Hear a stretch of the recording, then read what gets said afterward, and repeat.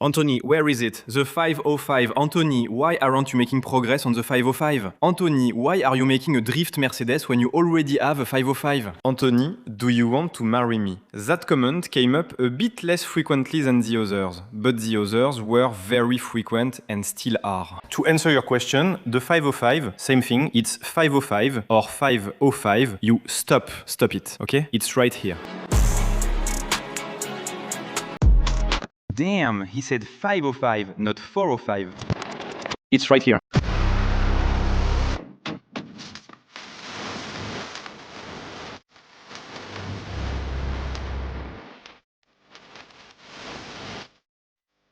That's right, it's right here. For anyone who forgot or is just learning about the project in this video, this is a Peugeot 505 from 1985. 3, 2, 1, 505. Phase 1, GRD, so originally powered by a 3. I don't remember anymore, it's been a long time. 2.3 liters, naturally aspirated, 70 horsepower, an Indenor, 4 cylinders, indestructible. And I had the great idea to take out that engine to put in a Mercedes C-cylinder, the one they call the 2JZ diesel. So it's a project that takes time, more time than I originally thought, simply because, as usual, I think I really have a concentration problem and I'm doing 40 things at the same time. But know that in the background, while I'm working on other things, this is moving forward as well. Because I have a concentration problem even with projects that keep me from focusing on this one. When working on my drift Mercedes, I think about the 505.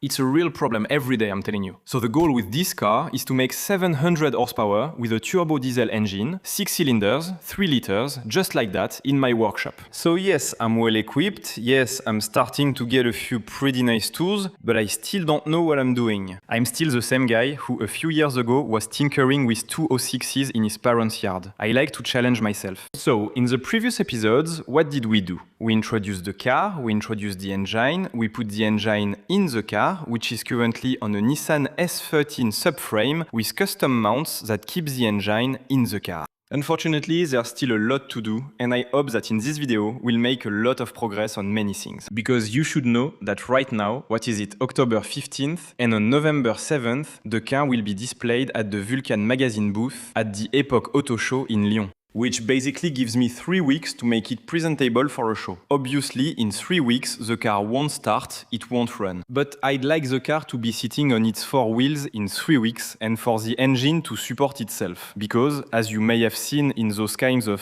cinematic sequences, actually, the engine in the front is held on its mount. You see? Like that. That's really good. But in the back, it's held up with ratchet extensions, just resting on the tunnel. And you can clearly see there's a problem with that, right? It's still too high. Because right now, the crosspiece is sticking out into the car's interior, and that's just not right. So basically, what I'd like to do in this episode, as I just told you, is to get the car down on all 4 wheels on the ground. Which means I need to finish the front end, because right now I only have the subframe and 2 suspension arms. But I don't have the suspension arm tension rods, so I need to make those. We also need to have steering, you know, to move the car around at the show, because we are going to push it. And then, we also need a rear end. So yes, the car currently has a rear axle, but I'll talk to you about that now. Alright, here we are under the car. And you see, I think the original Peugeot rear end is pretty well put together. Why do I think it's well put together? Because it's already independent. Each wheel is independent, and that's a good thing. I think it's well made because it's sturdy. It's thick sheet metal, it's heavy duty steel, and it saves me from having to graft a new rear end onto the car. So the idea is to keep this rear end setup. Basically, you have a kind of beam that's attached to the long rails of the vehicle. And from that beam, you have 2 huge control arms that run out to the wheels. And that's where we're going to work today, because we actually need to adapt the hubs, the hub carriers, from the Nissan S13 onto the 505. Why Nissan S13? Well, simply because at the front, we use Nissan S13 parts. It's not just the subframe and the control arms, basically. We also have a complete suspension setup from the Nissan S13, which was actually sponsored by RWP. A big thank you to you guys.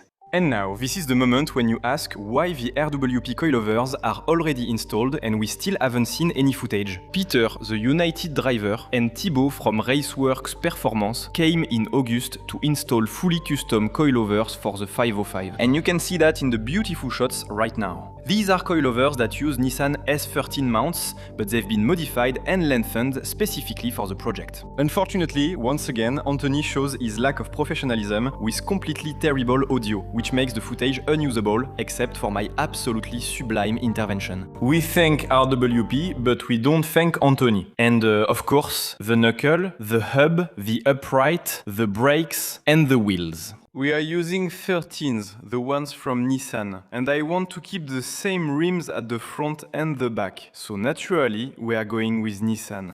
Except that finding Nissan parts was a bit more of a pain than I thought, but I finally managed to find rear hubs from a Nissan S13. So we have the hub carrier, the hub, with 4 holes, so we can put the same rims on the back, and that's a good thing. And I also have on hand the rear drive shaft, as well as the discs, the calipers, basically all that stuff. So today the first step is to remove the rear wheels and take apart everything at the back of the Peugeot to keep only the axle. And then we'll have to find a solution. A solution to screw this thing onto the Peugeot rear axle. It's going to be a pain. Listen.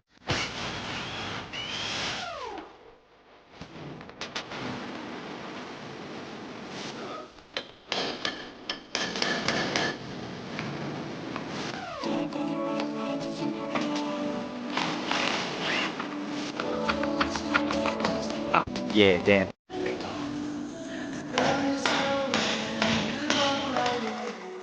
So basically, originally we have this that's screwed onto the rear axle of the Peugeot. It's removed. I'm really glad it came off so easily. And now, ideally, we need to make a spacer, because you see, the holes here have nothing to do with each other, and that's a real shame. We just need to make a spacer from aluminium, steel or similar, with holes to screw this on. That would be awesome. Then we'd be running Nissan parts directly and just put the caliper back on. That's exactly what we need.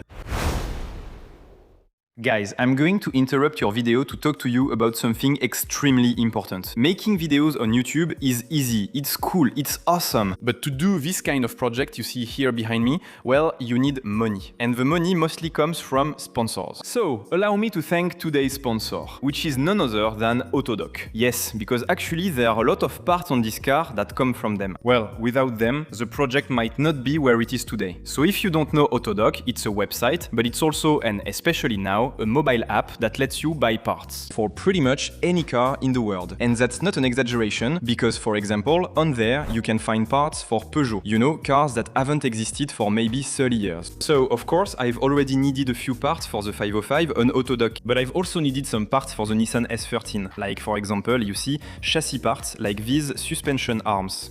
There you go, that's Autodoc. But also some mechanical parts for the Mercedes E-Class sedan, like for example exhaust gaskets. Or even worse, really thick head gaskets. And yes, there are a ton of options on Autodoc, including a whole bunch of different head gasket thicknesses. So of course, I picked the thickest one to compress as much as possible. But anyway, that's not all Autodoc has. Obviously, there are millions of parts for millions of cars. So if you're interested, there's a little promo code V to get some discounts on this great platform. Anyway, let's get back to the video. I think you're going to like it. Behind me, you'll see a small spoiler for the video's ending. Honestly, I'm really happy right now. Alright, so regarding the rear axle, well, it's pretty simple. I'm waiting for my new spacers, which should arrive very soon from the machine shop. That's the word I was looking for. So that's great. If you still haven't understood what these spacers are for, it's very simple. It's to convert my rear axle, which originally had a Peugeot bolt pattern, to 114.3, meaning the Nissan Bolt pattern. Why? That's what I did at the front for simplicity. I'm doing the same at the rear for matching brakes and wheels, front and rear. That's done. We'll set the rear axle aside for now. That's the main goal. It's for the car to be on its 4 wheels for the Époque Auto Show, which takes place in 2 weeks.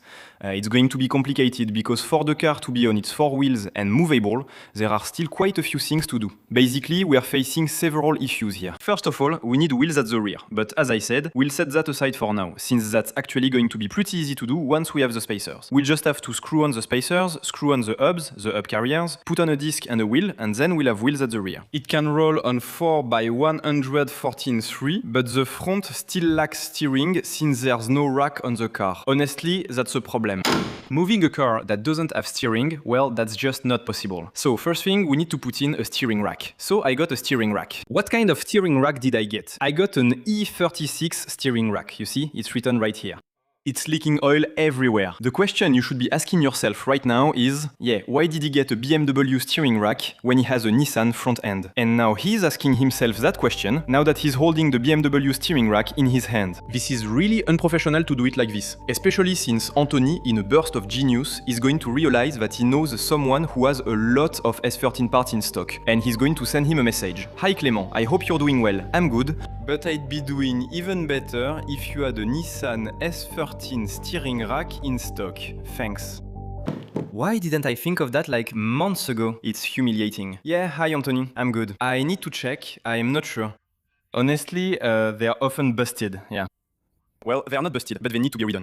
I know that in Spain they sell new ones, just giving you a tip. But yeah, if I were you, I'd keep an eye on Autodoc. S14, S13, same thing. What we have on the left. They're the same. It's honestly great. But with Anthony, his bursts of genius never last. And that fool was honest last episode, when he said it showed the project's failures. First, a steering rack that has no business being there. And now, the gearbox mounts. Why? Because the engine has to hold itself up. Right now, it's holding. But as you may have already seen, just before, it's being held up with ratchet extensions. So with that in mind, I also grabbed this thing here. An original gearbox mount from a 330D, which means this thing should normally be attached to my gearbox. Normally, no, that's not right. So there are actually several gearbox variants used on the 330D. And there you go, here we go again with another pointless order. Luckily, the guy has good people around him, otherwise the project would have ended up as a 2-liter HDI 90 set-to-set on end-welded pipes. Biggest project of his life, he said. The problem is, before making a gearbox mount, we'll have to determine the final height of our engine. Right now, as I said, it's way too low. So, first of all, we need to raise our engine.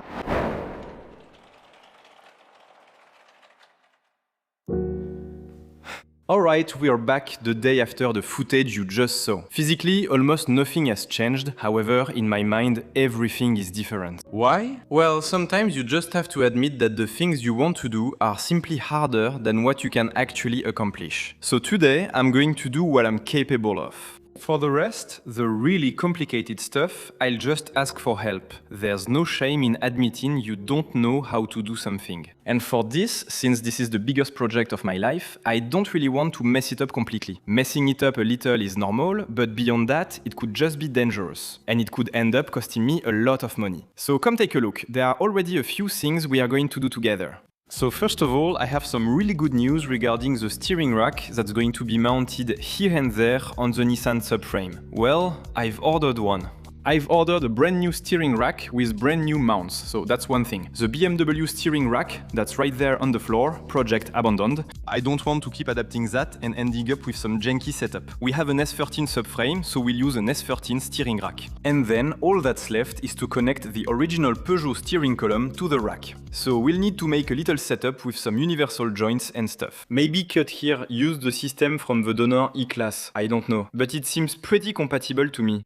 So, regarding the engine mount spacers, there's a really nice guy who contacted me on Instagram. He's about an hour from here and he offered to help me. So the first challenge of the day is simply to take out the engine, take all the measurements he asked me for on the mounts, send them to him, and from there we'll find a solution. Then we'll be able to tackle the control arm. And I'm actually looking forward to that, because I'm going to do it myself. And if the car falls to the ground, it will be entirely my fault.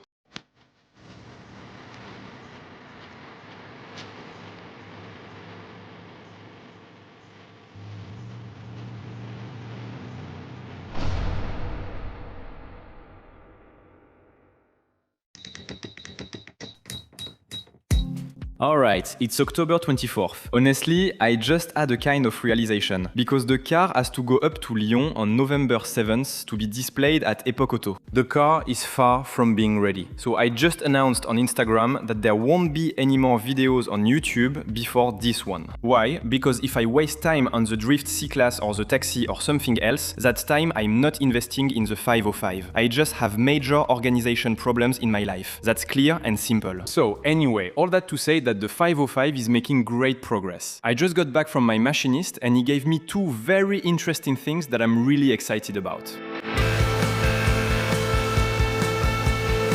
Well, I have to say, that makes me happy. It makes me happy because, well, it's what's going to let me put the car on the ground. I went through Uzi Mecha 26. Why? Because they're in Saint-Marcel-des-Valence and only 15 or 20 minutes from the workshop. So perfect, they're passionate. And less than a week after I asked, they gave me these things. It's crazy, it's insane. So this part here is really simple. It's a part that right here has the inner diameter of our rear axle output. We have the 4 holes here to bolt the Nissan hub on from the inside. And then, through the 4 holes on the outside, you can screw it directly into the Peugeot rear axle. And it's freaking insane. It's the first truly nice part on the car, and he even surprised me by writing V performance on it without me asking. It looks great. So now, what I'm going to do before doing the first test fit is to clean this part of the rear axle with a vacuum and a brush. And then we'll finally be able to fit, well, this new adapter to install the hub, the disc, the wheel, basically everything we want. For me, this part is just crazy. It was completely machined in their workshop. It's really amazing. I think if you show this to Benjamin workshop, he'd be like, I've got 19 million parts like that on my car. Yeah, but for a guy like me, who usually does everything with an angle grinder and a welding machine, seeing something like this on my car feels really strange. I'm super happy, so it's really cool. So why are there 4 tabs on this part? Well, simply to mount a brake caliper and, why not, 2 brake calipers. The original handbrake system will be removed since there won't be drum brake shoes. You can use a single caliper for everything.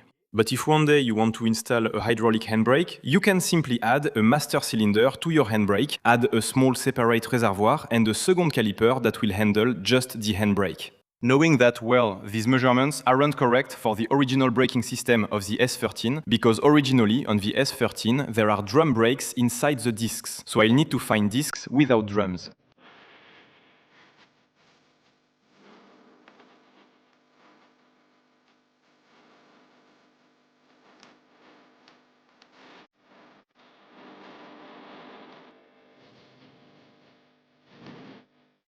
Anthony, we can't hear you. Anthony, damn, I can't believe it. He left the slow motion mode on the camera to film all his explanations. The guy buys equipment worth several thousand euros, but he still doesn't know how to use it. Once again, as the voiceover, I'm the one who has to save the day. Anthony means he couldn't attach the S13 hub carriers to his super machine spacer because he lacks the correct cruise. We need M12 by 125, so he'll order some and we'll proceed to the next step.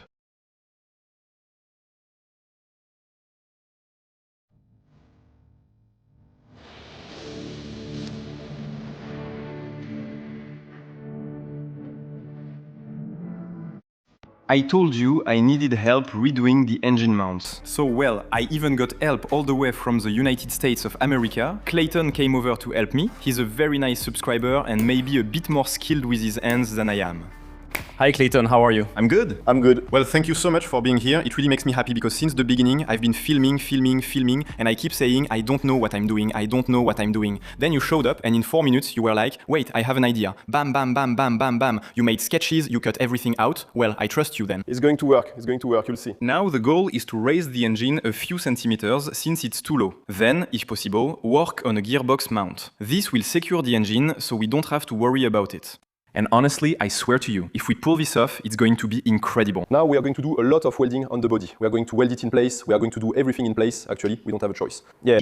We are doing custom work like this. We have no choice. If we work on the table and it doesn't fit on the engine later, it's a hassle. Or even on the computer. I can draw it for you on the computer, but it still might not work. So it's true that for me, that's something, the computer, I don't know how to use it. My thing is using the grinder, welding. If it fits, great. If it doesn't, well, I should have thought about it before, but it will stay like that. You, on the other hand, I feel like you think things through a bit more though. It's going to happen, everything's going to happen to me. So here basically you see this is the plate that was directly on the engine. So it's pretty well made, you see they made little notches at the bottom so you can't get it wrong. So our goal is to cut this, we've removed the welds and we'll weld it 4 centimeters lower, making an opening to keep this screw hole here. And actually it's not that complicated. No, don't go quick. So now we are going to weld the small plate. Yes, first weld this. Yeah, we're actually going to tack this. In there. We're gonna make a little space. Because which side were we on? That's the side that came out. So, well, which is facing outward. So we get in there. There you go. Now I'm going to make a little bead all around the edge on both sides. Well, all the mess, just try not to pay too much attention to it. It needs to be sturdy, you'll see. It'll be very sturdy. I'll put it in so we don't have to deal with it. See, I was smart, because even though I don't weld much, I made a workbench entirely out of steel. Yeah, honestly, you did the right thing. Everything is grounded, and it truly changes your life. Honestly, that's... No need for your clamp or anything. Me? I use sawhorses at home. Honestly, I'm having a hard time with sawhorses and planks.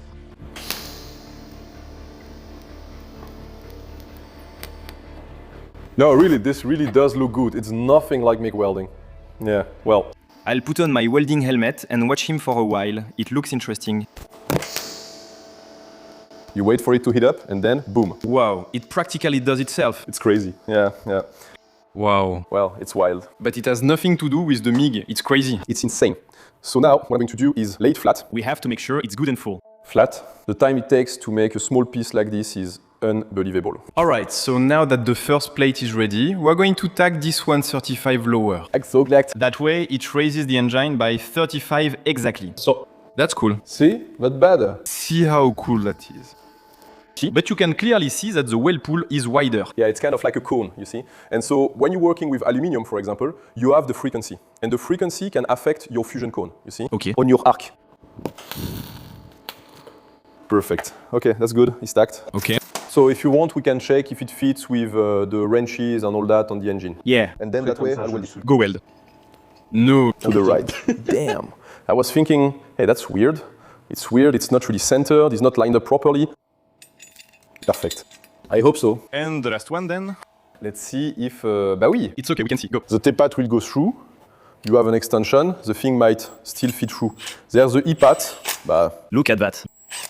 because anyway, you're not going to set it up. Yeah. With on-site, you see. Well, hey, perfect. Well, perfect. So now We gained 35. we need to do the same thing inside the car on the other side. In the car, yeah, because that way, even if there's a little bit of play, we can adjust it directly on the body. Exactly. Before anyone says, yeah, it's always in the direction of the disc, since that's a big debate. It's good. It doesn't change anything. Not at this level, it doesn't change anything. Well, Honestly, I read a lot of the comments, because there are a lot of really interesting things, but there are also a lot of like, come on, I'm an amateur, leave me alone, I'm just joking, let me enjoy myself. listen, welding is a big debate online. Yeah, I can imagine. Everyone online claims they weld better than others. Then it's quiet, you don't disturb anyone when welding with the Expedig. Above all, you don't have any sparks. No sparks, you don't have any splatter. Ouais, c'est vrai.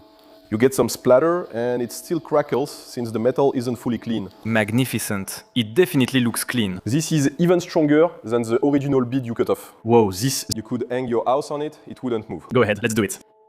We'll test it. Okay, well, that's perfect. I hope so. It'll work. It's going to work. So, the plan is, well, we're obviously going to lower the car, because the hoist doesn't go up that high, and it wouldn't be very practical anyway. We'll position the engine on this stand here, so that means we'll put the bolt only on this side, and on the other side, we'll do it directly on the car. But actually, I might need to widen the tunnel a little bit right now, because with the gearbox, yeah, It's going to be higher. Actually, the gearbox was already fitting there. we're definitely going to have to cut it then. Should we try, or just go straight for it? Go ahead, let's do it. Should we try? Yeah. You force it in, you put it in, and then you take the grinder, and yeah, because Actually, at first, I just wanted to cut in the middle, spread it a bit on each side, and weld it back on top. But I think I'm going to make a real custom tunnel. Straight, flat. It's the least complicated way. it's the least complicated way. Honestly, it's the simplest way.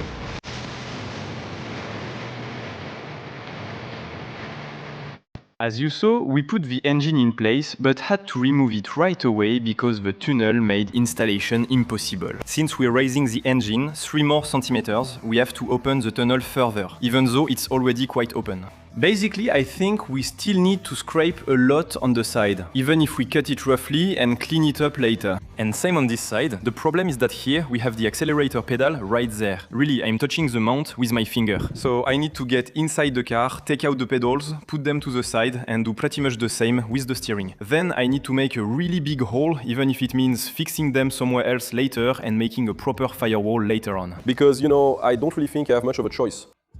That's all you can do.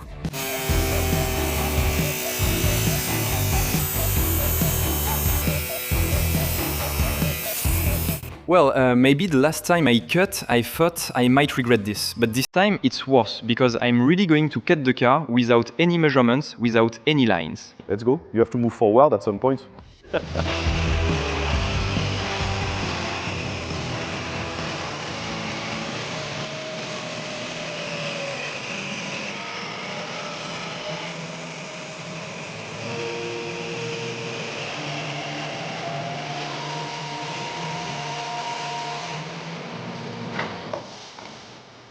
Go ahead, I'll take over from here. That's good. If you don't know this, it's risky. That's some good stuff.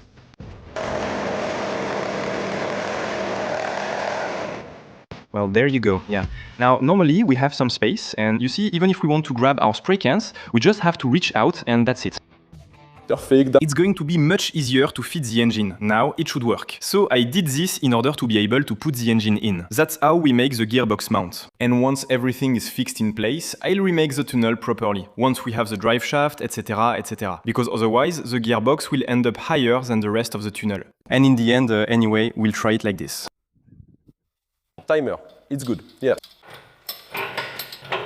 Perfect. Careful, my turbo is here. I think we are hitting the car.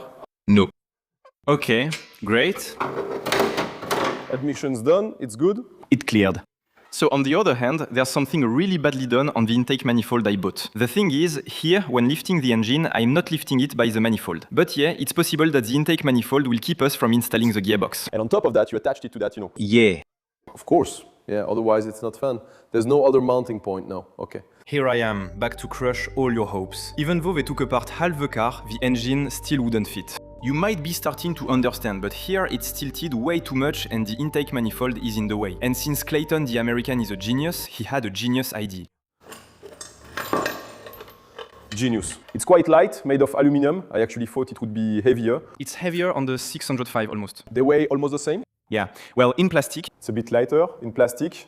Okay, so now we need to fill all the holes and then we'll make a little support here with 3 or 4 screws. That will be just fine. Well, we've made some progress behind the scenes. What did we do? Well, what did we do? What did you do? Wait. I don't know either. It's not a big deal. A little support TIG welded like that. So we only screwed in 3 screws because it's all dirty there and I don't have anything to clean it with. Because actually the intake manifold is M7. So there you go. It lets you lift the engine without the intake manifold, which is great. Because on top of that, on the aftermarket manifold, the one from Kangaroo, there's no little hook. That's a shame. Honestly, they should have added a little hook like on the original. It's true that it's not as nice looking. So now at least we can lift the engine, put it in the car and then install the manifold. This is the moment of truth. We are finally going to be able to put the engine in the car because now, normally, we don't have the manifold getting in our way anymore. We don't have the transmission tunnel getting in our way at all anymore. Well, the goal is just to put this mount that we modified onto the subframe mount and then only after that make the second custom mount. It's going to be good.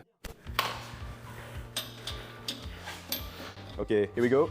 The angle isn't too bad, huh? Yeah, that's already better. It's gonna be less of a pain already. On my end, it's good. You can move forward a bit more? Yeah. Yeah, well. Now it's 20 times better than before. We're actually touching the lift actually. It's good. Better, perfect. That's when you see the true professionals. Exactly. No, but it's really almost, well, it's perfect. So what does it say? It says that, look. You're almost there. And now, as a result, the engine is tilted way too much here. So that means, once we have the other mount, it will be just right. The other one, perfect. It will be just perfect. I'm going to die laughing if it's good. That would be incredible. That would be crazy. So the only thing that might be a problem is maybe just the hood after that. That's not a problem, that's fine. So yeah, well, we'll make it work here. We adjust the height a bit, all that stuff, to put this screw in. And then we're good to look at the second mount. Okay, that's done. So the engine is in place, we screwed the bottom mount back on. Since we cut into the transmission tunnel so much, we no longer need to remove the small bottom mount. We can just lift the engine out. Exactly, that will be easy now. So this is what it looks like right now. So the idea is to lower the engine hoist and the jack that's under the gearbox over there just a little bit to get to about the right spot. Then clean. Clem. He's measuring to add 35 millimeters. About that.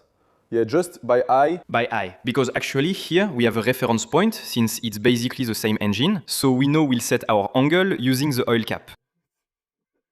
That's really it, yeah. Right now, it's leaning too much to the left, but we'll get it roughly level and that will be just fine. I hope we can do that tonight. So then, what would your idea be for the... Do you want us to lower the engine first and then talk about ideas? Okay. Anyway, we're going to lower the engine, we'll get the engine roughly level, and we'll take a measurement, we'll see what we can do. Okay. What we need to do is take a reference point on it. Taking measurements is a pain. You know what? I just cut a sheet metal piece to fit the shape and we'll weld it underneath.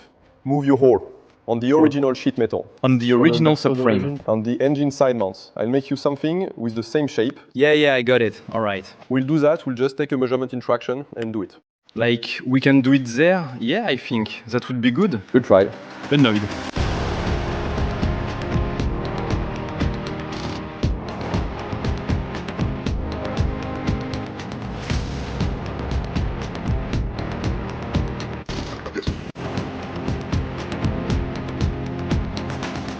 All right.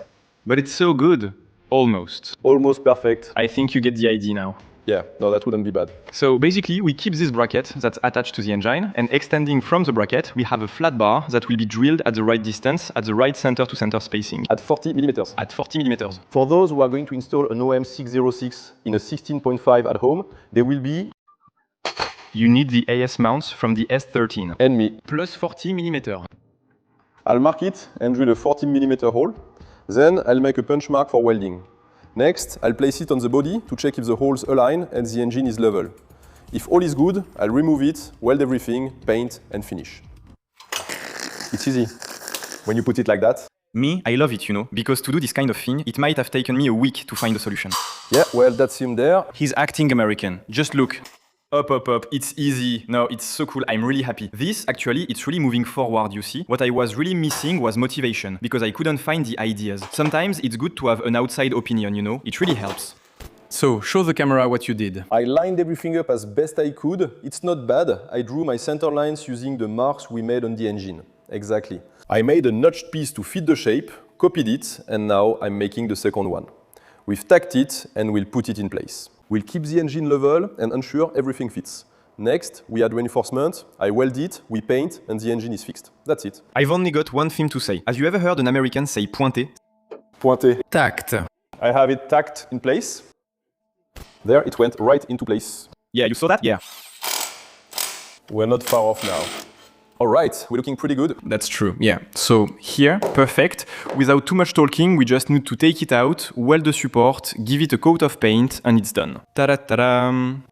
Not bad. As you've probably guessed, just extend it here, in line with this. Bam! 40! No, you're not dreaming. That idiot Anthony will soon have more audiovisual problems than problems with his junk 505. He was so unfocused that the mic ran out of battery. And once again, I'm the one who has to explain everything. Now that the race support was finished, they were finally able to lower the engine once and for all and fix it at its designated height. Since they still didn't have a viable gearbox support, they put in a metal bar. It's still better than using ratchet extensions while waiting for the final support. Then they screwed in the engine and it was done. And that's it.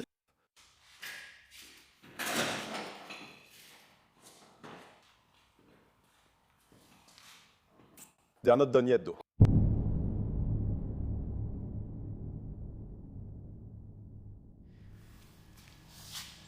A lot has happened in a very short time. First, Clayton came to help us last Saturday. Now, it's Monday. We managed to make the plates, raise the engine, and do everything that goes with it, which made me very happy since I was stuck on it. I couldn't make a gearbox mount without raising the engine, and so on.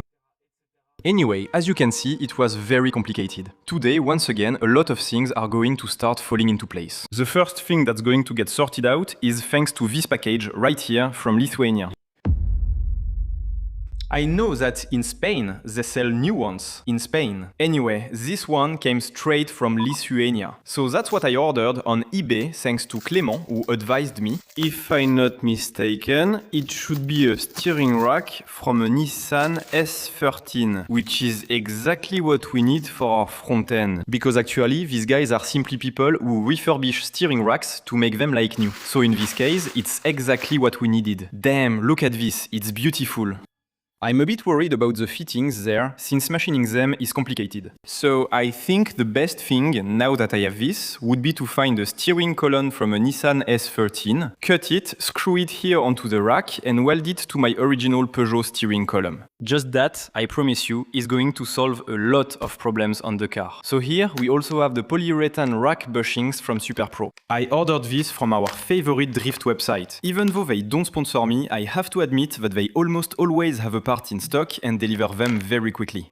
This goes on the rack, which mounts directly to the subframe, plug and play, very satisfying. Second good news of the day is that I received some fine thread M10 bolts 1.25 pitch, which will let us mount the Nissan rear hub onto our spacer that was made by Usimeka 26. And honestly, that was the good news of the day. Now that we know we can install the spacers with the right bolts, I can tell you more about them. It's really simple. I went to see Dams, the guy who built the 505 RB26. And I asked him, man, how did you keep your Peugeot rear end but put Nissan GTR rear hubs on it? He told me, well, listen, it's really simple. There you go, he lent it to me. It's the prototype that his friend Jérôme made for his 505, and I asked my machinist to make this for me. So we tweaked it a bit and adjusted it to our own style. We removed all ABS sensor support and related components. Anyway, for now, I'm very happy to say that we can finally mount our Nissan bracket on this beautifully machined part by our friend Ulysse. Well, normally, these little screws should fit perfectly. Yeah, it really makes me happy, you have no idea. Alright, this is just a dry fit, you get it. I'm not putting any washers, no thread locker, no grease, nothing. It's just to place it on the car. Damn, and here, same thing, you really have no idea how happy this makes me, what's happening right now. Because I've been dreaming about this exact moment for months, right here. And that's how you end up with Nissan hubs on a Peugeot. And it's freaking awesome. This feeling right now, I swear, I'm really happy. This light is blinding me, but I'm really happy.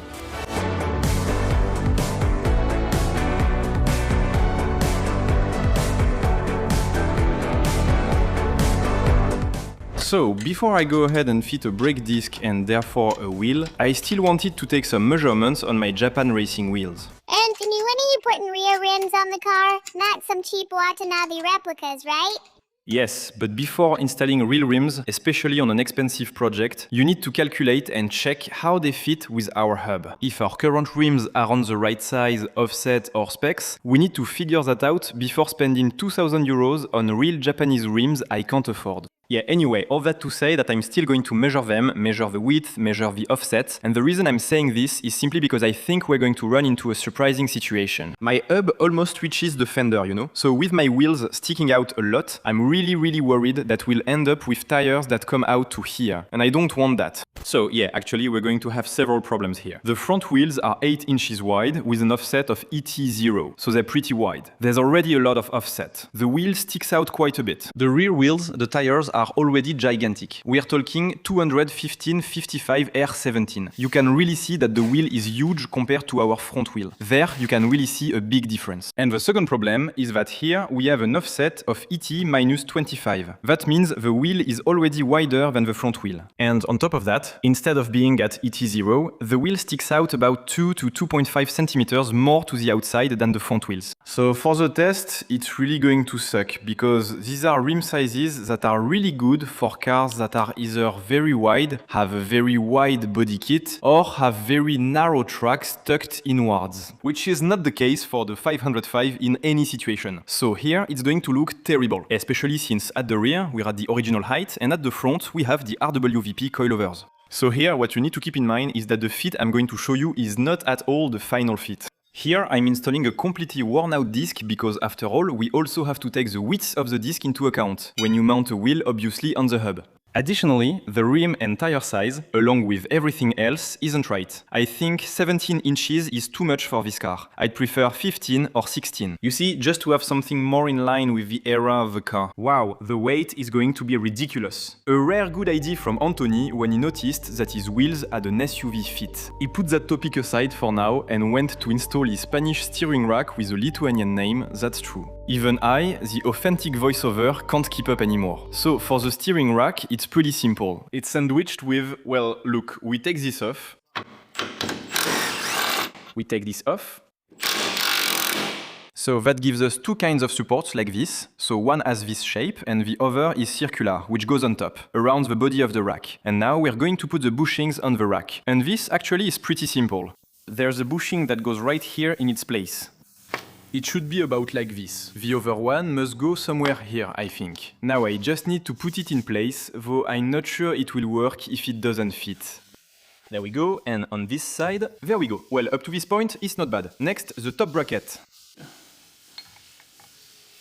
Well, actually, you see, I'm struggling with the bracket here, which is around the silent block, and it's not working. And I'm realizing that actually the hose is here. If I want them to fit, I need to turn the rack more. The problem is, if I turn it more, the hoses here touch the bracket. They're not supposed to touch the subframe bracket. They're supposed to go in front. So I think I'm starting to realize that if I put the rack the other way, it will work better. Kind of like it's a right-hand drive rack, actually. The cradle itself, that's all it is. Instead of being on the left, it's on the right. So the other way around, so it fits. I tried putting the rack in backwards, but it was worse. I'll figure it out. Something like 1 or 2 hours just went by, maybe a bit more. I put all 4 wheels on the car. Why did it take so long? Because I put the wheels on, took them off, put them on, took them off, put them on, took them off, about 25 times each. Because the wheels I have in the back, like I just showed you, are huge. They're way too wide. There's too much offset and the tires are huge. I tried things like putting 2 front wheels on one side, but the rear wheels don't fit in the front. It was really frustrating. It wasn't possible, so I contacted someone who has really nice rims. So he's going to lend me some really nice rims. So these wheels won't be on the 505 at Époque Auto. So that's one thing. Second thing, we're still going to lower the car just to enjoy the fact that it's the first time it's on its wheels, on its Nissan running gear, and that's priceless. We can also check the distance we've gained by raising the engine in a non-final and unofficial way, because it's still way too high in the back.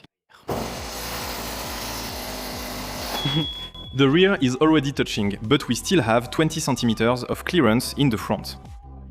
It's a damn dragster, this car. It's ridiculous. Well, there is actually a bit of a size problem here. I don't think I need to tell you for you to see it yourself. So first of all, yes, the rear tires are gigantic. But we also have a little problem with the ride height at the back. We can see that. We are not stupid. Thanks, Anton. Basically, what I'm trying to tell you is that these rims are going to be for sale. So they're 17 inch by 3. At the back they're 9 inches, at the front they're 8 inches, ET minus 25 ET, 400 euros. That's the price I paid for them and they're in very good condition. Actually, one of them is damaged, the others are in very good condition. Anyway, it doesn't matter, that's not the point. It's also possible that, in my frenzy, I asked one buddy to lend me 4 rims and another to sell me 4 rims. So not in this video, but in the next one, I think we'll have the final rims for the 505, and I'm really looking forward to seeing them. They're imported from Japan, I didn't mess around. And the problem is, as long as I have these wheels with these tires, I can't adjust the rear ride height. Why? Because here, I think we'll get close to the final wheel circumference, since I won't keep the 17-inch wheels, but not in the back. So if I mess around with lowering the car, I have absolutely no idea what's going to happen. So now we have a steering rack. Now we need to find a way to connect the steering rack to the steering wheel. That can be pretty useful for turning the wheels, because right now, well, for now, the steering wheel is completely useless. So yeah, that's going to be the next step in the work on the front end. Making this steering rack functional. And the second step for the front end is, well, finally finishing these damn control arms. It's the thing I've been putting off for weeks and weeks and weeks. But we're going to need a real control arms at the front of the car, otherwise it's just going to fall apart when we try to push it. Alright, day 19,800, September 2nd on the 505. I'm overexposed, so that's great. As you saw yesterday, I installed the new steering rack. I just need to do a rough alignment to ensure the wheels are straight, but the steering rack still needs to be attached to a steering wheel. The problem is, with the Peugeot steering wheel, there was some kind of rubber bushings that were connected directly to the steering rack. That works fine, except with the Nissan steering rack, there are these kinds of splines, like a little universal joint. You see the end of a universal joint coming out of the steering rack. rack. So around that thing, you're supposed to fit a part that then goes to the steering wheel of the Nissan S13. My problem is, actually, I don't have a Nissan S13. So every part I use, I absolutely have to make sure it's compatible everywhere. So this morning, I went on Google and typed in Nissan S13 spline. I thought maybe I'll get a measurement, maybe I'll find a part, maybe I don't know. So I came across this thing. What's this thing? It's a steering column linkage from a Nissan Versa. I thought, okay, why not? Free delivery in 2 days. I scroll down and see that it's located in Valence. You see, it says right there, from Valence. I thought, no way, he made a mistake. Actually, he put my address. That's too lame. I look up the company's name, Tutopart. It's in Valence. I go there, he gives me the part. Here's the part in question. And you see, at the end here, we have these kinds of splines that allow it to lock in place, to hold onto the steering rack shaft. And on this side, we have the same thing, something that tightens it. But all we have to do is put a tube, a little flat piece. I mean, I don't know, you could even weld it. And the big advantage of this part is that there's a universal joint at the top and one at the bottom. So you can actually put something completely off axis. And also, the length is adjustable. Well, sort of. The point isn't to pull it all the way out, but anyway, this part could really be useful to us if the spline here at the end is compatible. So you see, what we are interested in is this. So we need to remove this little cap, take off the paper that's protecting the grease or whatever it is, and then we'll be able to see if the splines are the same. I have serious doubts, but if it fits, that would be amazing. It looks completely hopeless in terms of the diameter. Well, listen, I think life is giving us a situation where it's not the right model, but it fits. Now, I'm not saying it will come out once it's in, but if it goes in once, that's a good sign. I don't think they're exactly the same grooves, you know? But no way, this is for real. You see? Yeah, it makes the wheels turn. Yeah, I want to tell you that it works. Now, is it good or not? I don't know.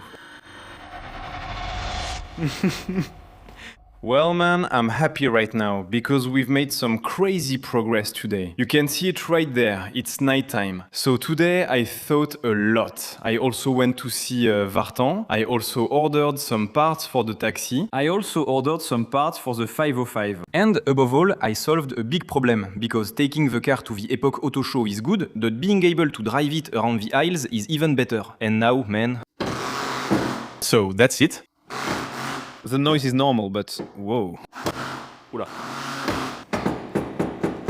That's normal, I'll show you how I did it, and you'll understand that it's normal. So first of all, I managed to get the steering wheel straight, and that's really an achievement. The only thing is, it's impossible to get the wheel straight with the original tie rods, because in the end, they're too short, you know? Even though at the front we have a complete Nissan S13 suspension setup. And you might think that since we have tie rods, ball joints, the steering rack, all from the S13, it would work. Well, no, because actually my subframe is much lower than what an S13 subframe would be. So the tie rods are almost completely vertical. Basically, you see my tie rod here, it's really pointing upwards. As a result, the ball joint is completely jammed. To get the wheels roughly parallel for now, I'll need to cut my tie rods to make them longer. It may not sound clear, but it made sense to me. So anyway, I'll show you how I did the steering column and why it's knocking.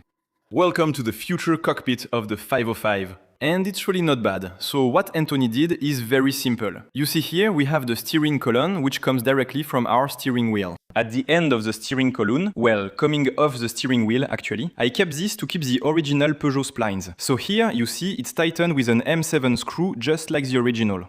And at the end here, I cut the original column to attach it to my Nissan linkage that I showed you earlier. And here I made some kind of contraption, and I can't even explain it. Well, actually, I will explain it to you because that's the whole point of the YouTube channel. So here I loosen my M8 screw. There you go, now it comes out. I'll break this one down for you too, so you understand.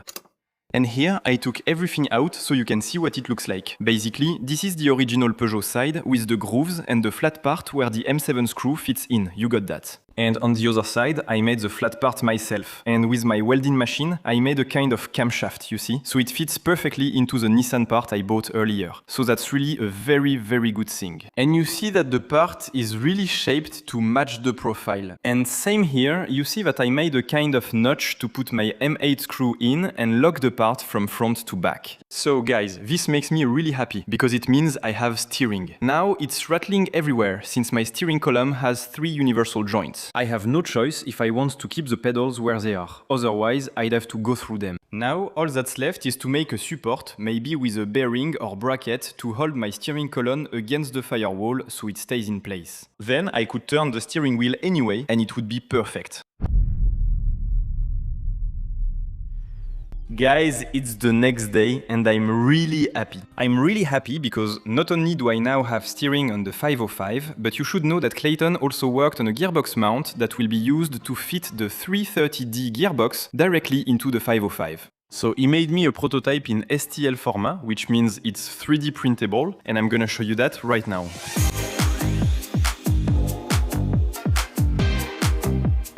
So now, this is a crucial moment where I have to remove the part from the support. Normally, given the size, it's pretty easy, so I cut the part into 2 pieces. So it was a quick print, it's full of flaws, but overall, once it's glued, it's going to look like this and it will bolt directly under the gearbox. I'm really happy. So here, since it's prototyping, the goal is simply to put some strong glue on this section of the part here. By the way, if anyone's interested in splitting an STL in two, I used the banana split plugin. So this is really just prototyping. I'm really doing this in a rough way. The point is simply to see if it fits under the car, if the clearances are good under the gearbox mounts. The idea is not at all to have a nice finished part, you know? So while I'm waiting for it to bond properly for the glue to dry, my day is just barely starting. I'm going to head over to Marseille, to someone you probably know very well, who's going to lend me a set of wheels for the Époque Auto Show. Right now, the monster truck wheels prevent me from lowering the car properly. Honestly, we're still far from the expected result.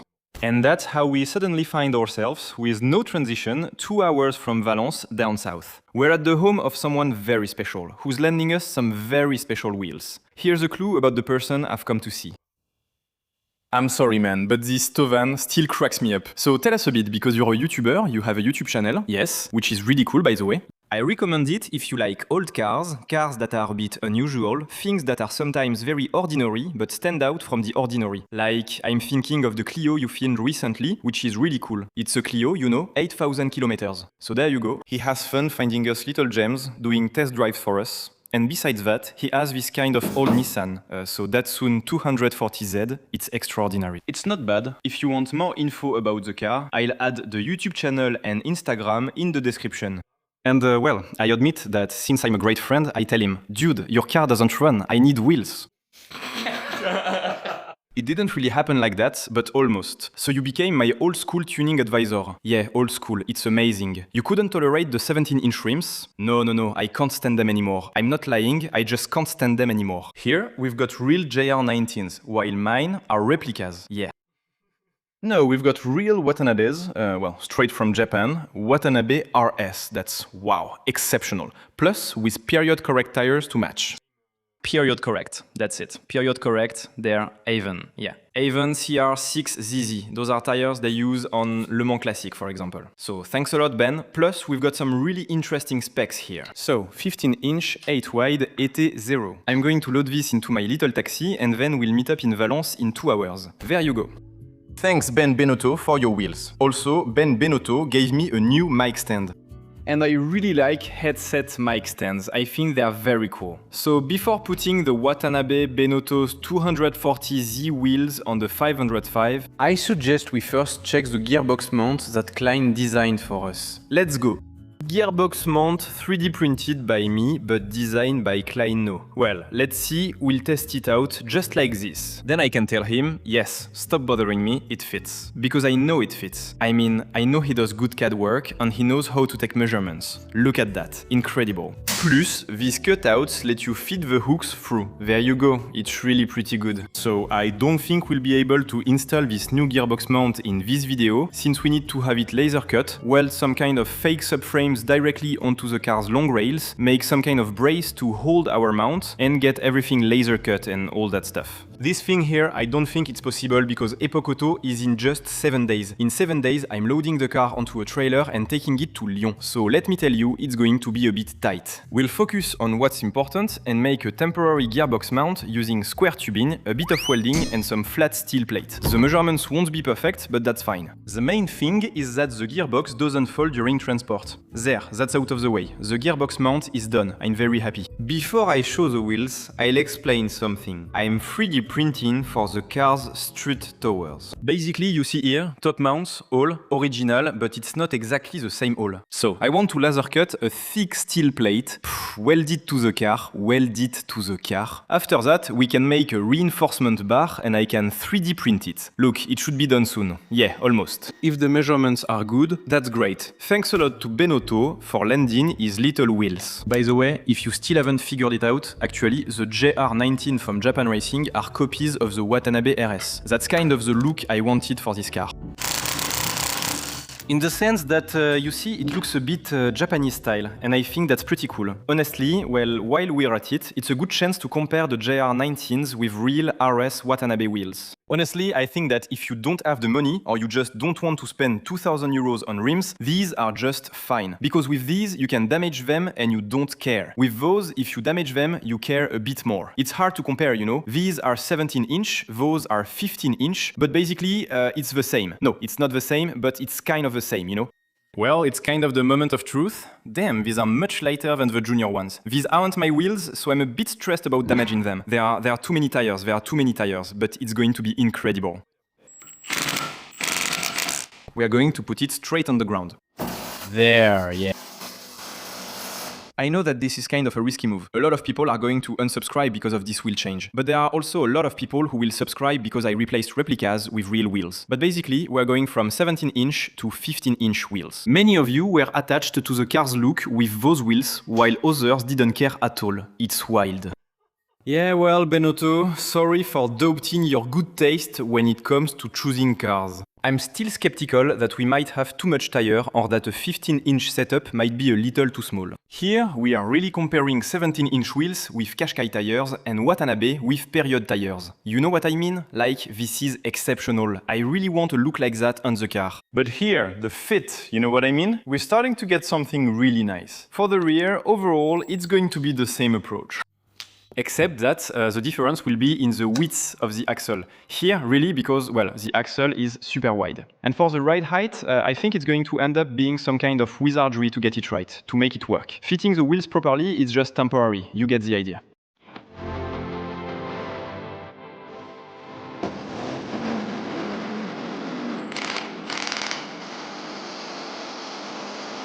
Yeah, no, but it changes everything. So to get a roughly consistent height at the back, I'm going to lift the car, take off the wheel, take out the spring and cut the spring. Before taking out the spring and cutting it, let me show you this. In the front, we have a fit thanks to the camber that's really not bad. You see, it's actually looking pretty good. Whereas in the back, you see, the fit is really problematic compared to the front, where it's perfect. In the back, it sticks out a lot. So the plan now is to quickly take off the wheel, remove the spring, find the right height, take off the spacers and bring them to Aluculis Mafet. He just gave me his approval. He'll shave them down for me, and I should get them back by tomorrow. That way, we'll have the right fit for the offset, since the wheels I ordered have a fit pretty similar to Ben's Watanabe. And in terms of height, will be good for the show too.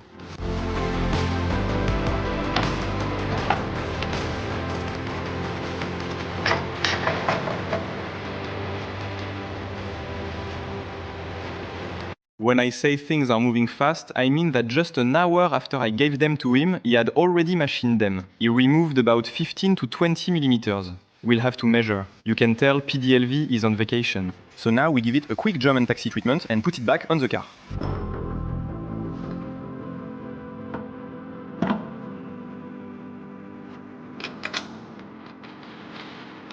Well, it's been, I don't know, like an hour, maybe 2. I stopped keeping track of time, you know, it's dark outside, so I have no idea. What can I say? It's exceptional. There were a lot of ups and downs. Cutting, screwing things back in, more ups and downs.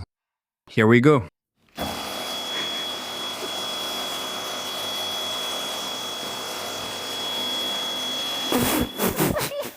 No, but the intensity of it, you have no idea. After a fitment worthy of the biggest Friday night meets, Anthony immediately decided to widen the rear fender without explaining anything to the camera. I'm kidding, of course, he explained everything, but the mic was off. So now the voiceover steps in. One more voice. If you've stayed this long, it means you're a viewer approved by the voiceover. Even I wouldn't have the courage to watch Anthony mess around with a 505 for more than 50 minutes.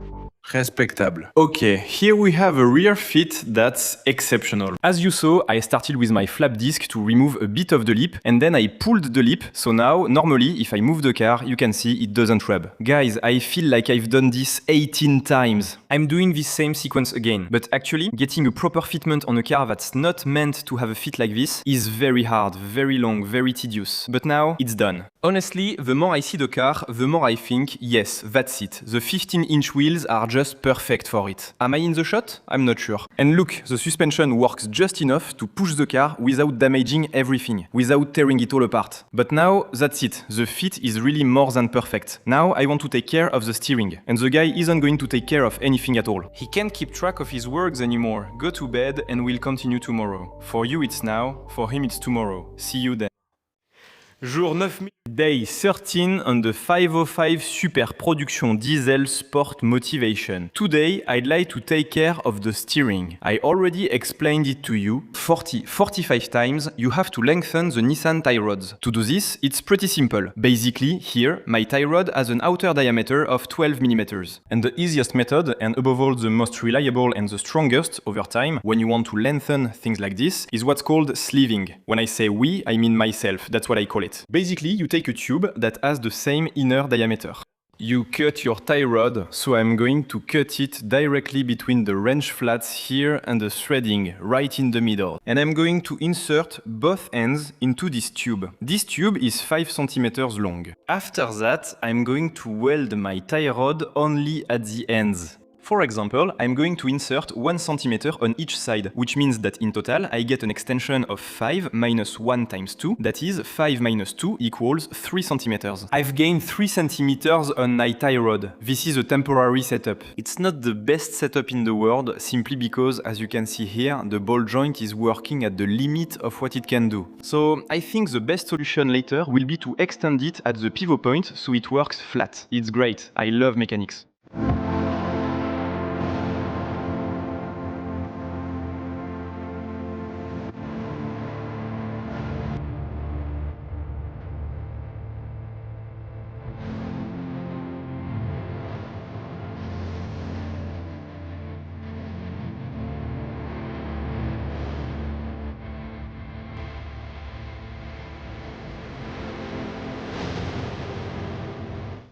A video is the same nonsense twice. Nobody believes it, and yet, it's very real. He's probably proudly telling you that he finished welding his steering rod extensions, but in the end, he got carried away and did too much. So he had to adjust a bit to get it to the right size. And then, he filmed a super time-lapse of my whole afternoon. I finally made my mounts for my radius rods. Look, I know it's not exceptionally high quality work. Right. Also, you should know that the two rods aren't welded in the same place, because actually I realized that the suspension arm was bent, which ended up completely shifting the mount. You see, here there's no hole, and here there is a hole, simply because this one is welded in a completely different place than this one, which is welded in the right spot. I should have used my new arms, since I have them, but it's fine. These will do for the show. They're perfect for setting it on the ground. So now that we have our temporary radius rod mounts, once again I'll say it, I can now focus on the engine bay. That means now I'll be able to lower the car, take the engine out, put it outside, clean the engine really well, really make it spotless, do the same with the engine bay, give it a little coat of paint. At the Vulcan stand at the Époque Auto Show, I want the car to look like it just came out of a barn, except the engine bay, which should be perfect. Oh, Dad, let me say myself. Wow, time.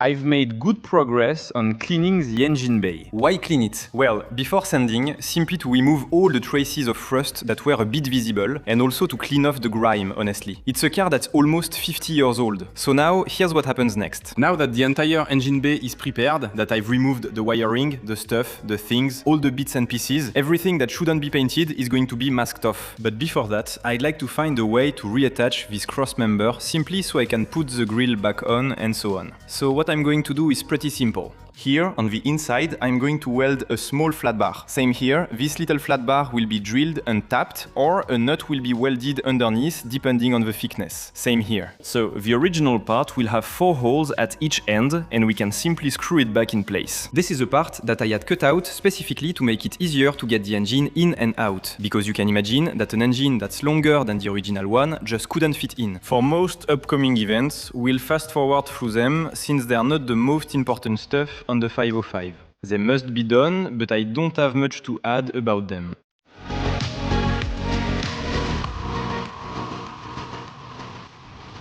Well, maybe 2 hours have just passed. That was 2 hours of hard work, of preparation, that I didn't film for you because you don't care about watching a guy sanding for an hour and a half. So I'm only showing you the paint job. To do this, I choose spray paint, not a spray gun, simply because it's much easier to use. I went with a 2K, so a direct gloss finish, with a hardener capsule inside. You shake the can for 2 minutes, and then, normally, you get a pretty good result and you can apply fairly thick, good covering coats, which is great. I chose a cream white. I don't know what it looks like. I think normally we are not too far off from the original color, so let's get started. For now, I'm going to call this a temporary paint job. Why? Well, because there are still quite a few small modifications to make on the chassis. Like the little braces I made here, they'll need to be welded again. We'll have to redo some things a bit cleaner, a bit more in line with the future control arms that haven't been made yet, since this was just to install the S13 control arms. Well, let's really get started this time. I am excited to see how it turns out and very happy. It's white, you know, not really cream.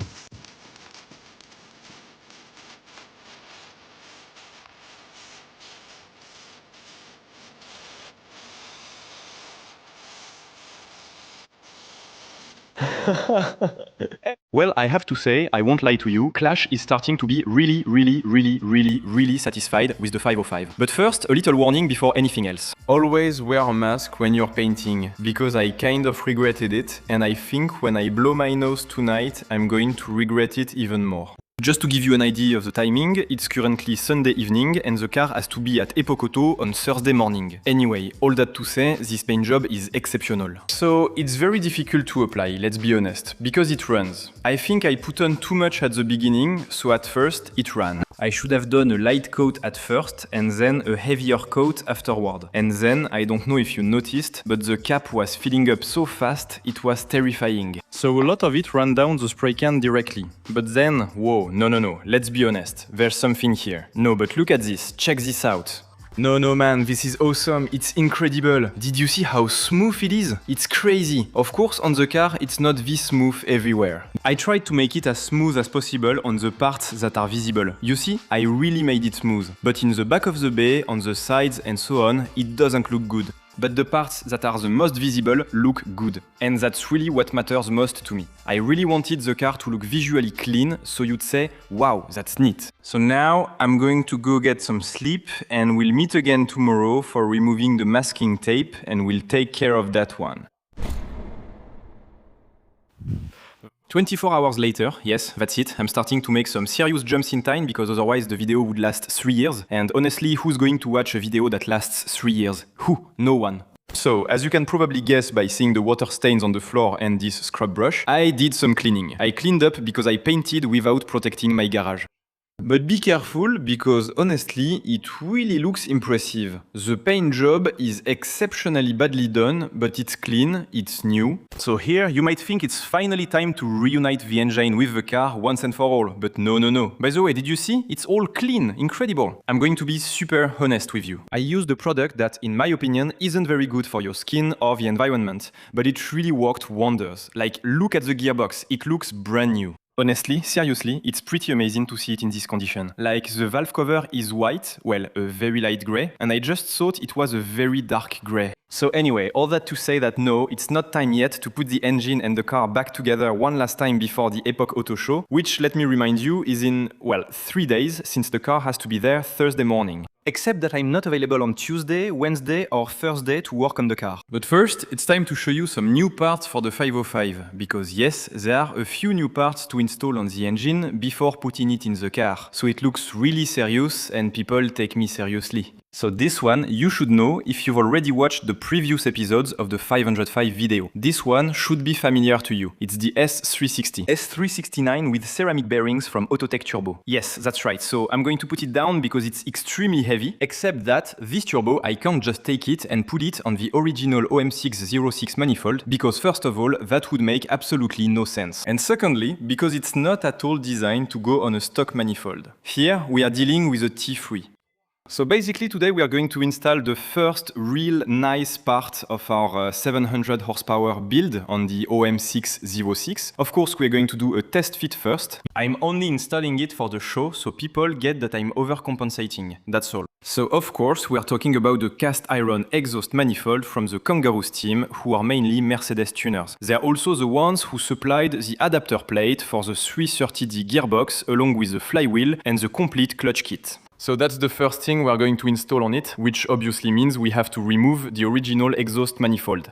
But what's kind of funny about removing this manifold and this turbo is that I haven't drained the engine since I took it out of the E-Class it came from. There's still 5 to 7 liters of oil in it. I don't know the exact amount, but it still has all its oil in it. So I think that when we remove the oil supply and return lines, we are going to have a few good laughs.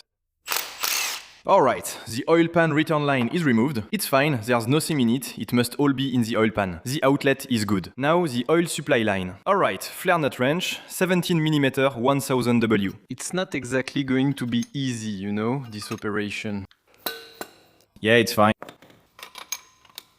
I'm going to get oil all over the engine I just cleaned. Banjo, why haven't I ever drained this engine? I'll need to eventually, right? Since we have no return or supply now, we can work directly on the manifold. In the end, it's fine, because with the 2 bolts that were supposed to be really annoying since they're hard to reach, it actually went really well. However, things went wrong with the bolts that should have been fine. I broke a stud, so now there are 2 broken studs in the cylinder head. I also have no idea how much it weighs. And above all, it doesn't seem super heavy. You take off the last, most accessible nut. That's what's really important. And then you take it out. It's a bit heavy for me, but it's okay. And there you go, the original manifold and the original turbo are out. Okay, and then what you need to do is take the new manifold and put it on the old engine. And what's great about this new manifold is that it's already a top mount setup and you can reuse the original studs. And now, normally, there aren't any that are inaccessible anymore, since we are dealing with a turbo that's going to be relocated. Now, this nut here is damaged. Same thing, note to self, if you're watching this video, don't reinstall the damaged nuts. Worst case, just go to Peugeot. I'll put the Peugeot part number below because I know these ones and I know they're not expensive. Use copper nuts that handle the heat, then install new ones. We are not going to put all the nuts back on. There's no point since we are not going to do the mods, at least not right away. Also, we are not going to install the new turbo. Why? Because even now, we're wider than the original manifold with the stock turbo in terms of width. Otherwise, I wouldn't have used that word. So imagine if we add a truck turbo. No, it won't fit. Another great feature of this manifold is the direct access underneath to screw in a wastegate. That's very well designed. Well done, guys.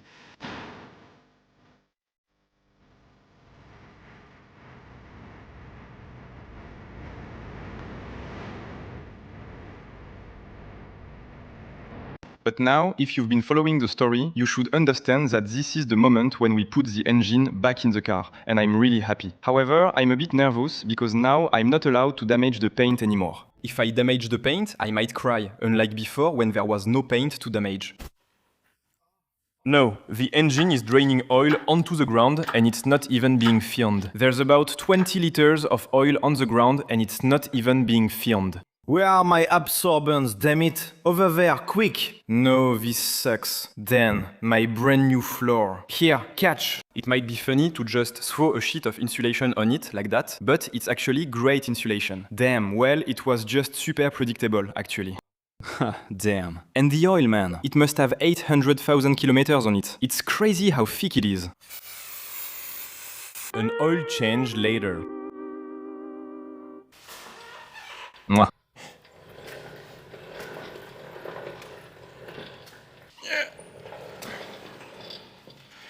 It's beautiful though, huh? Damn, the engine all clean, the car all clean, it's beautiful. And now I'm a bit bummed because I just filmed the car for maybe, I don't know, 25 minutes, where I'm putting the engine in all by myself like a champ in my 505. Except, well, I splurged on a camera as pricey as 3 206s to treat myself, since you have to pay for this quality. Unfortunately, I was cheap with the batteries. So that's today's tip. If you buy a nice camera, buy original batteries from the camera brand. The 20 euro Chinese batteries might be cheap, but they're crap. And on an important shoot, this one isn't, but on an important shoot, it can ruin your whole day. Anyway, all that to say, we're still going to be able to finish assembling the engine together. Because now, you see, all that's left is to lower it. And normally, I should be right in line with the mount. And honestly, the engine all clean like this in the brand new engine bay, it's incredible. And you can see that here on this side, I managed to put the mount and its bolt. So this proves that now putting an OM606 in a Peugeot 505 by yourself is doable. And it makes me so damn happy, you have no idea. So anyway, now I just have to lower the engine and it's amazing. So this is supposed to be pretty good.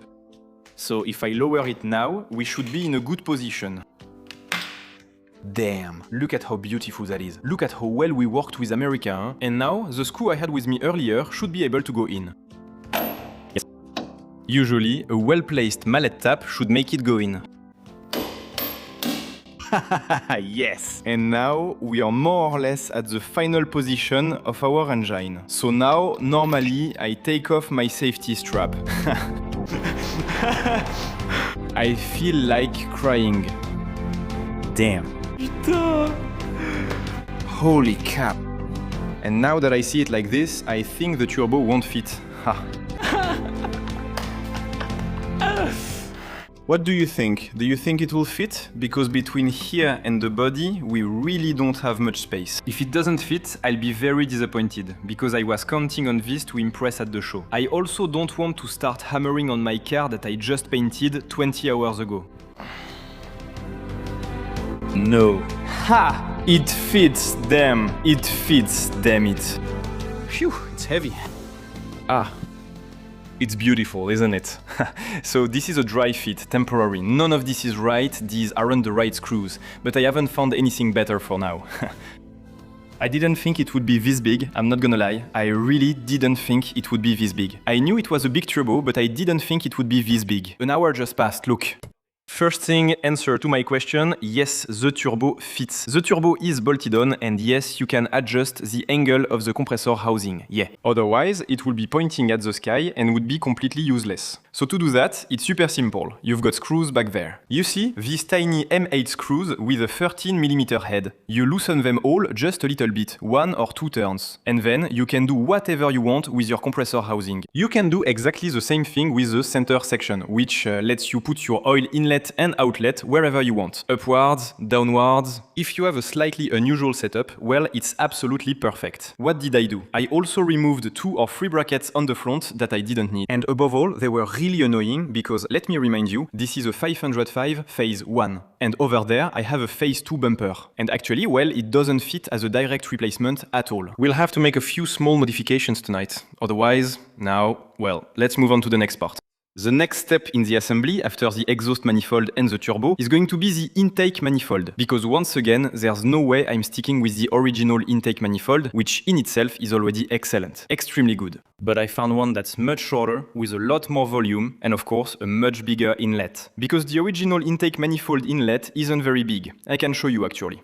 So first of all, the tubes are 45 centimeters long, but it's really cool because it's made of aluminium. That means if you're pretty good at TIG welding, you can cut it and make a big chamber, a big air inlet, wherever you want basically. That's really good. All that to say that here, you see, we have an inlet that's big, but not huge either. And so, obviously, you get it. Kangaroo Steam is kind of my #1 supplier, but they're not a sponsor. Unfortunately, they don't make this kind of thing yet. Maybe one day they will, but I got this intake manifold from them, which is a short manifold. You can see it's much shorter than the original one. Here we have a proper plenum chamber, and it's much bigger. And then, as you can see, the air inlet is much larger than on the original one. And also, since I love tuning, it's wrinkle finished, black and glittery. Maybe I got it just for that. So well, we're also going to install this thing on the car. And that way, we'll really have something that looks pretty good. And no, I'm not going to install the new injection pump that I obviously received from Hand on Chef Diesel, because it's under the intake manifold. And as you've probably figured out, we are only doing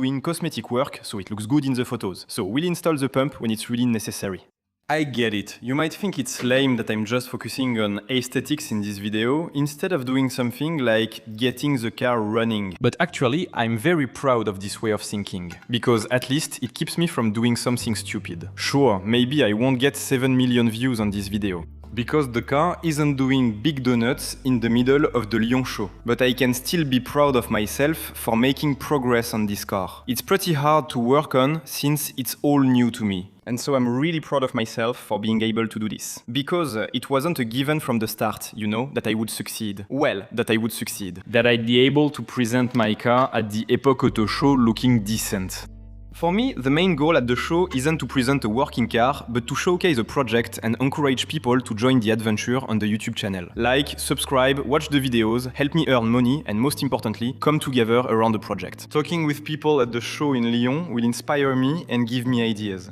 They'll share their projects, maybe things with similar cars or other topics, which is awesome. So, the real goal for this show? Well, that's it. It looks pretty cool. I'm going to add a few more screws, but it really looks great. And of course, to finish off the look of this engine bay, the Mercedes engine cover. Thanks to my girlfriend for repainting the logo in beige. I think it looks really nice. Don't worry, I won't keep this original engine cover. It's cracked and I repaired it as best I could. So if there's anyone who works with carbon fiber who's watching this video and is up for making this part for me, I'll send it to you, you know, and you can make this part in carbon fiber where we can put the inserts back in. At least we could tighten it like the original. I'm interested. Send me a message on Instagram, Anthony Perrier. That's all. We're really starting to have something that looks awesome, damn.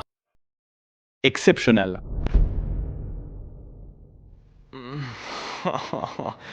My god damn! After fighting for 2 hours with zip ties, I have a front end. I tried to put the glass back on this headlight, well, it fell off. So it gives it this style. There's no turn signal here because I couldn't attach it.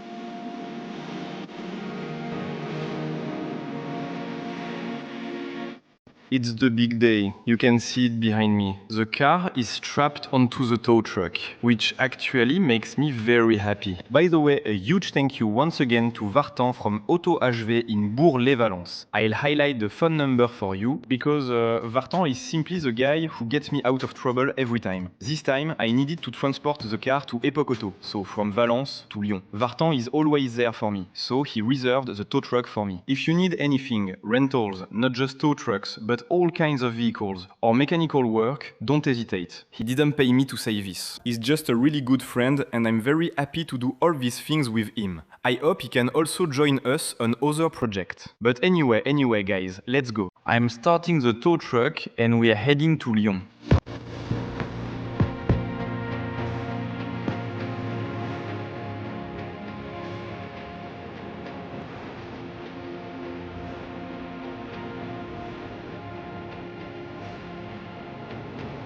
Guys, we are meeting up at the Époque Auto Show for the second day of the event. Why am I only filming on the second day? Because on the first day there were a lot of people who came to talk to me. I admit I didn't take the time to film. So it's Saturday. Saturday is right before the video you're watching goes live. There's a lot to do. Big thanks to Constant, who's been editing the videos for a while. He does an amazing job, always with completely crazy and unrealistic deadlines from me. Behind me you obviously have the 505 at the Vulcan magazine booth.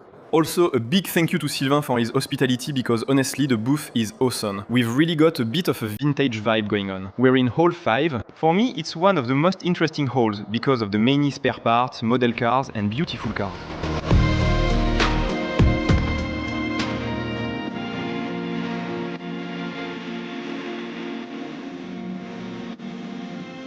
Well, that's it. The Époque Auto Show is ending. I'm really happy. For me it ends tomorrow, but for you it's ending now. The video was probably long enough anyway. Thanks for watching. Thanks to all the friends I saw and everyone I met. So many of you came, which made me really happy. It was tiring, but worth it. I'm truly happy. Like I said, I hope to see many of you next year. Even without a car, I'll be there. I'm just an hour away. Big hugs to all. We did it. The 505 was at Époque Auto. Awesome.